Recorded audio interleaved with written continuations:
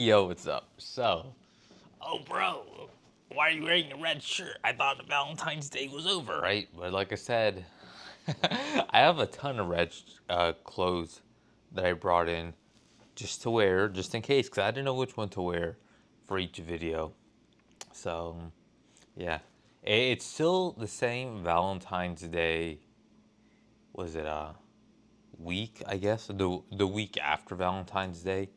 So I just have a ton of clothes. So this will go up some like maybe a few days, maybe the week after Valentine's Day, because when I'm recording this, Valentine's Day is already passed. But whatever. I wanted to talk about my standards for getting a girlfriend, because I remember seeing that, and I think the most obvious one that I've always talked about is a girl not being overweight and not being a single mom, right? Like, I never said a girl had to be fit, right? For me to like her. I think asking for a girl to be fit is too much. She can be overweight, to be honest, too, right? She can be, a little chubby and stuff, but she just has to hold it well, right? And I'm not even saying like, oh, even perfect, right? It's like, she doesn't have to be, oh, bro, you're just looking for some perfection, right? Because, people will straw man and just assume, oh, bro, you just want her to have like look like those what is it those sand timers, right? I don't even remember what they're called, like an hourglass, right? They're like a sand hourglass. Oh, bro, if she doesn't have a waist that small and all her fat doesn't deposit on her chest and her ass, then bro, your standards are too high, bro. It's like, that's not even it, right? Like, she doesn't have to be like, it just typical straw man gaslighting, right? But when people cannot attack what your actual point, it's just so much easier to straw man and gaslight, and then kind of just deny. Oh, bro, I'm not. You just want whatever, and then just go back to straw manning and gaslighting about not. Oh, bro, you just want a perfect girlfriend, because even asking for a non overweight woman, right?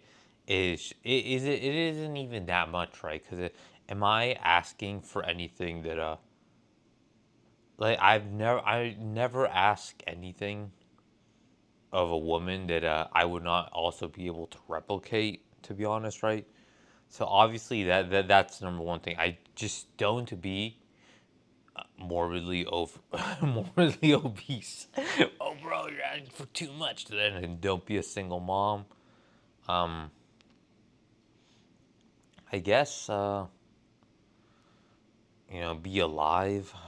Um, Another big one, the really big and important one, right? What is it?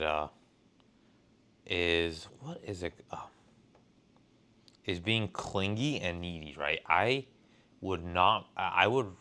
personally would rather not interact or talk to a girl that only would want to talk to me like maybe once a day or something like that. If she is not trying to constantly message me or talk to me or whatever, right? Then it's just better to not deal with her, right? It's like if you're just gonna like drip feed me little pieces of attention, whatever, then there's no point, right? I'd rather just not even interact with you. It's like, oh, you so interact once every few days, or even just once a day feels like it's too sparse, right? I wouldn't want, oh, she messaged me once in the afternoon, and then she's not gonna message me back till what is it, sometime tomorrow. It's like, what would even be the point? At that point, it just becomes too much mental work for me, where I wouldn't even want to deal with that. So it really is either you go all in, or I'd rather just not deal with you, right? And so you're like, oh, bro, whatever, blah blah. Some people will gaslight and, oh, bro, you want a clingy girlfriend? That's unhealthy, bro. But these, how is it or that it's saying that it's a bad thing? But how is it a bad thing if I want that? It's only a bad thing if you don't want it. Like some people don't mind tattoos, right? But I do. I think tattoos are a bad thing.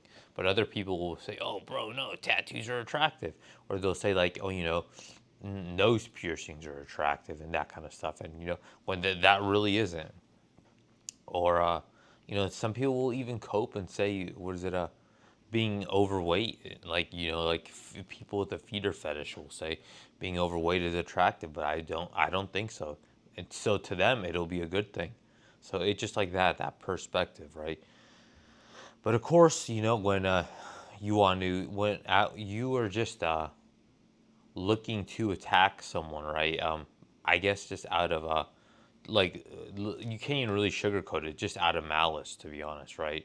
If you do that, then of course whatever someone says is wrong, right? It's like it's easier instead of attacking, was it points, or is it just easier to like, was it ad hominem attack, right? Like, oh, bro, this, whatever. Yeah, so honestly, that's probably the biggest thing, right? She doesn't even need to be like, what is it? What some like how people will say in Gaslight, perfect. Oh, bro, you just want a perfect 10 out of 10. Was it blonde Stacy, whatever, like this, right? They'll just make stuff up like that. But if she honestly doesn't have a good personality, as in like compatible, then I just wouldn't want her. Unironically, personality is more important to me than it probably is to, what is it, most normies, right? Most normies will say, "Oh yeah, personality is so important." Yet at the same time, they are too blinded by their, what is it, their morality, right? Their moral superiority, their own ego, to think that they can't possibly just care about looks, right? Like I know looks matters to me, right? I'm not gonna be stupid and not admit it, unlike other people. But I know that personality, and that's the sense of her being clingy and needy, is important. And it also kind of goes back to the I'll never approach a woman thing, right? Was it it's, if I were to try to try to be in a relationship with someone that I would have to approach right off the bat, that means our personalities are not compatible. So what would be the point of me approaching a woman then, right? Approach someone and try to be with someone you are fundamentally incompatible with. It just doesn't make sense. It just basically the some straw man gaslighting. Oh, bro, just talk, just be in a relationship just for the sake of being in one. It just doesn't make sense, right? Why would I want to be in a relationship just for the sake of being in one? That just leads to the, oh, bro, relationships aren't worth it, right? Because these people who say the relationships aren't worth it try to just force relationships. It's like, I've talked about it before. If these people probably try to just sleep with a girl, say, oh, they sleep with her a couple times, they have their fun, and think, well, the next step is just be boyfriend and girlfriend, just keep on sleeping together, when they really have nothing in common. They just like sleeping with each other, right? They don't share, values, or any cons, or even really just enjoy being with each other outside of anything that doesn't lead to sleeping with each other, right?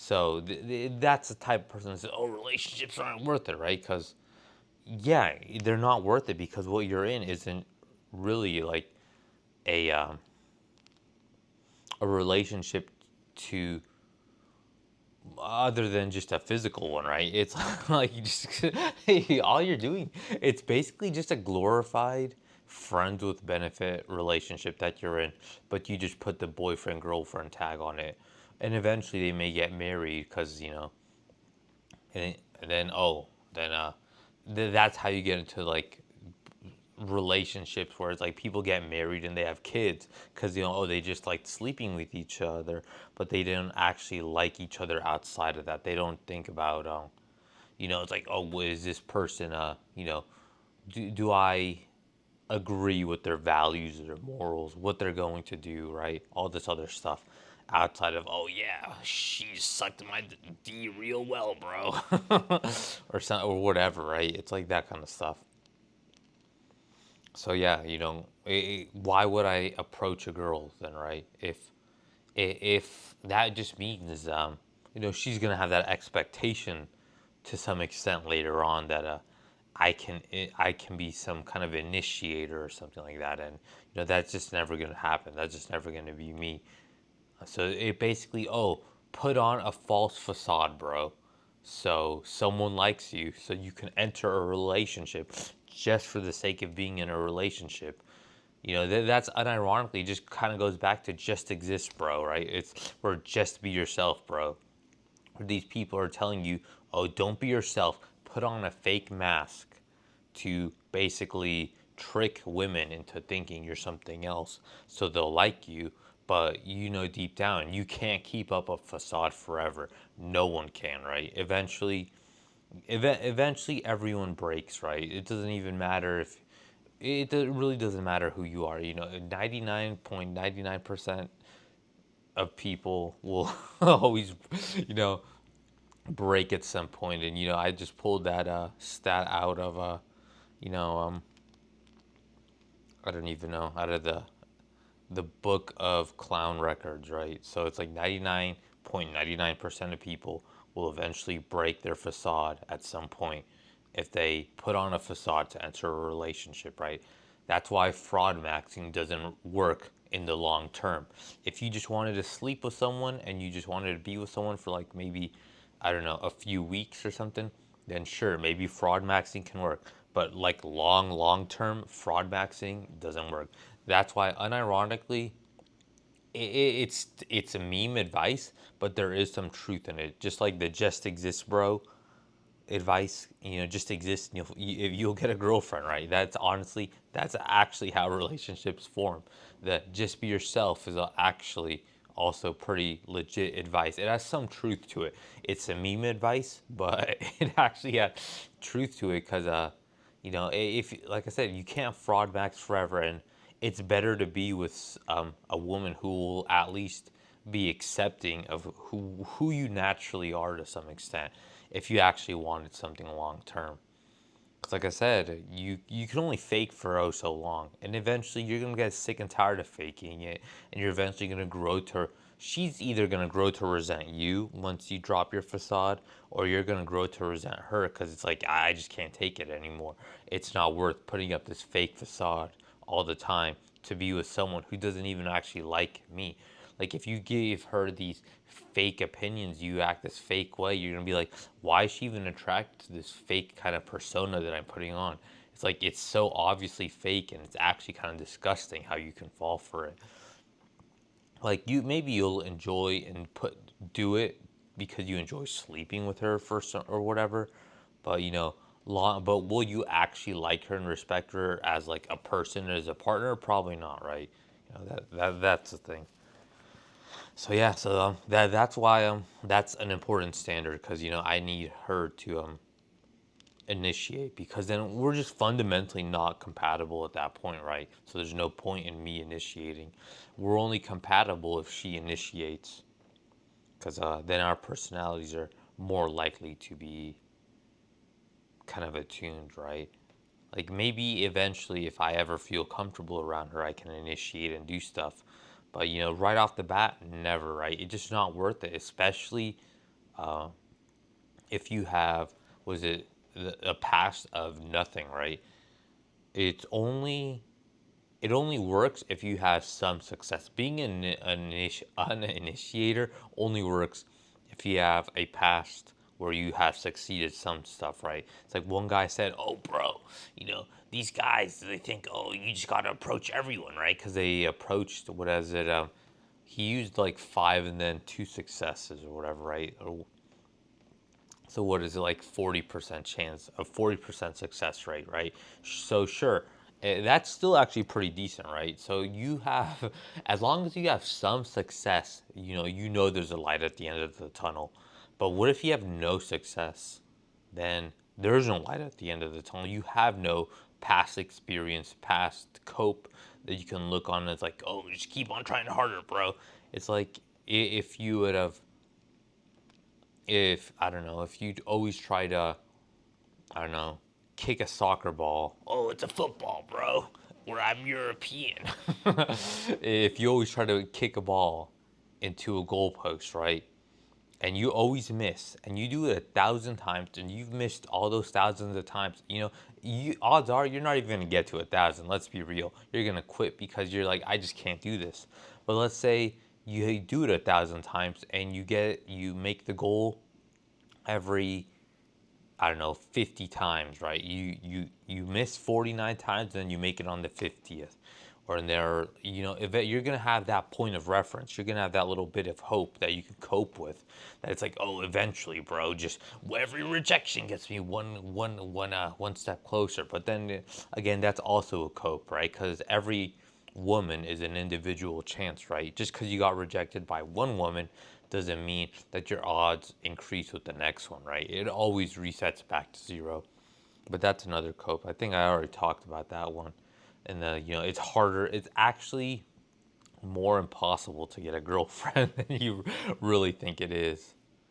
But yeah, those are probably the biggest things, right? The obvious ones are the don't be overweight, or not be that over, like, it just don't be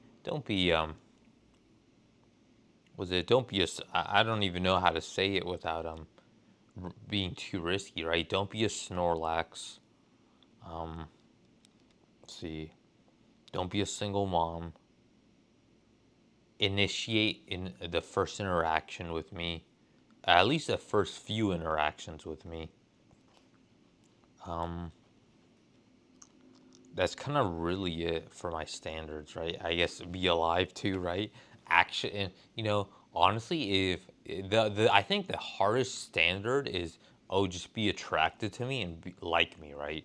That's honestly probably the the highest standard that I have for a woman, right? The just that. That's basically it, right? It's like I feel like those.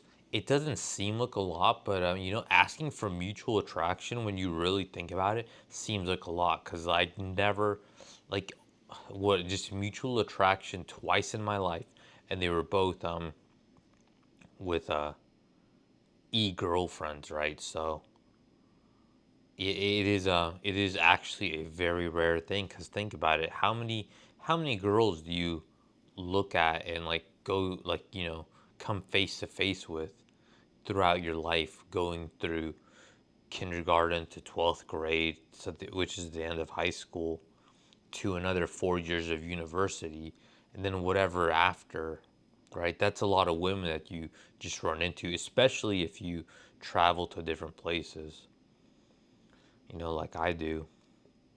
So yeah, that's a lot of women that would have the chance to be exposed to me, and not any of them have ever been yeah, I've basically never experienced mutual attraction, right?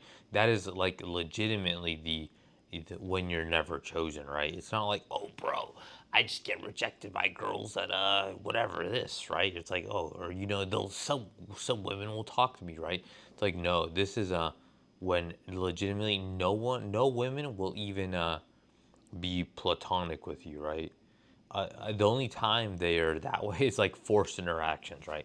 So it is kind of cope when guys are like, oh, bro, no girls like me, right? But then they have girls who will talk to them outside of forced interactions, right? When the only time you talk to women is forced interactions, that's how you know it's truly over. When you're truly unwanted, because the only time they're going to talk to you is during a forced interaction, or I guess during a transactional interaction, where they're just trying to get something out of you. Because, like I said before, in high school, some girls did talk to me, but only to get homework answers. And once they got the homework answers, they pretty much left and stopped talking.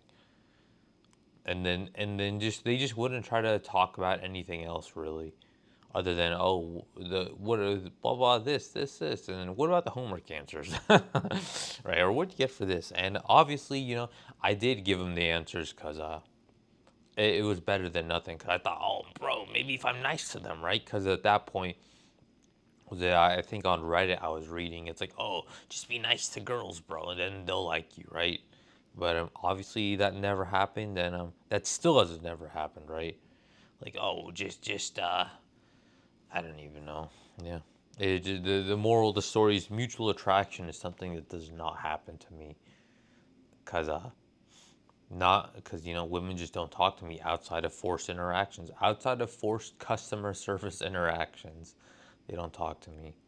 The last time I talked to a woman in a non-forced interaction was, let's see, if today is February, right? So in about a month, right, when my first, or not the first, I guess the second EGF, right? So because I started talking to her at the end of March and we met up in the beginning of April. So yeah, it's almost been a year, and it's crazy how time just goes by so fast. Because it feels like it's weird. It feels like it kind of just happened, but at the same time, it feels like it's been a long time, right? And because I still had my other channel back then, right? Because I lost it in November, and I started this one in November. So I mean, this one is. It also feels like I've had this channel for a long time, but it also is because I still feel like it's the original Loser Life channel. So yeah, it has kind of grown a decent amount.